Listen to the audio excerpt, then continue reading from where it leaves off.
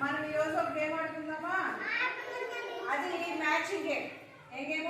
Matching game. మీకు ఇక్కడ కొన్ని లెటర్స్ ఇచ్చాను చూడండి. ఇదే లెటర్ ఇది ఎన్.